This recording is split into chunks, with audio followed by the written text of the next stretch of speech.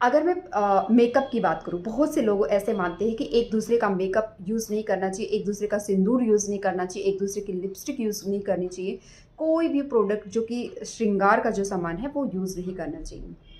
ऐसा बहुत से लोग मानते हैं कि अच्छी बात नहीं होती है। अगर मैं आपको अपनी चीज़ें बताऊँ, देखिए ये सबका पर्सनल हो सकता है, क्योंकि आजकल अगेन हमारे पास फैसिलिटीज़ इतनी है, पैसा इतना है।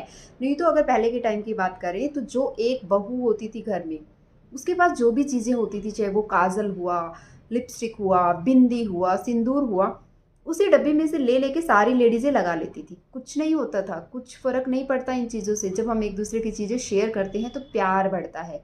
ऐसा नहीं है कि मैंने आपका सिंदूर लगा लिया तो पता नहीं क्या ही हो जाएगा, आपका हस्बैंड मेरे कंट्रोल में हो जाएगा, या फिर मेरा हस्बैंड आपके कंट्रोल में हो जाएगा। तो प्लीज़ अपनी सोच को बढ़ाइए, कुछ नहीं होता है। शेयरिंग इज़ केयरिंग, हमेशा से बोला जाता है कि शेयरिंग इज़ केयरिंग।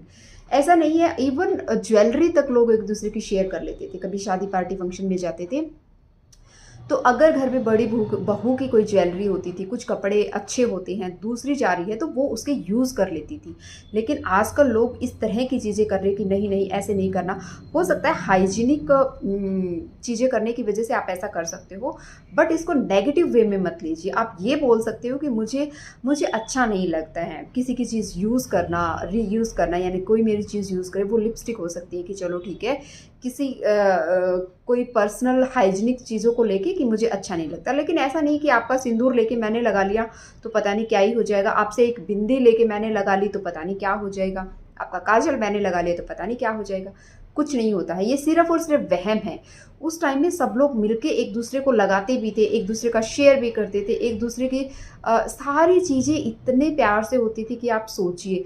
और इतनी मेहनत करती थी, खेतों में जाती थी, काम करती थी, दिन भर बच्चों को रखती थी, घर वालों के लिए काम करती थी, घर की सफाई करती थी। आज देखिए हमारे पास क्या काम है। अगर हम चाहें तो वो काम करें, ना चाहे तो हम कल पे भी डाल सकते हैं। इतनी फैसिलिटी आज हमारे पास है, इतनी फ्रीडम हमारे पास है।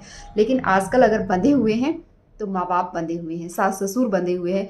क्योंकि पहले के टाइम में ऐसा नहीं होता था कि सास ने बोल दिया और नहीं होगा, बट आज हम बोल देते हैं कि नहीं, हम अपने अकॉर्डिंग चीज़ें करेंगे, हमें जो चीज़ ठीक लगेगी, जैसे लगेगी वैसे करेंगे। अब ऐसा नहीं हो सकता कि 12 बजे कथा सुननी है तो 12 बजे सुनोगे, नहीं, कोई 9 बजे सुनता है, कोई 10 बजे सुनता है, कोई 12 बजे सुनता है, अपने कंफर्ट लेवल के हिसाब से।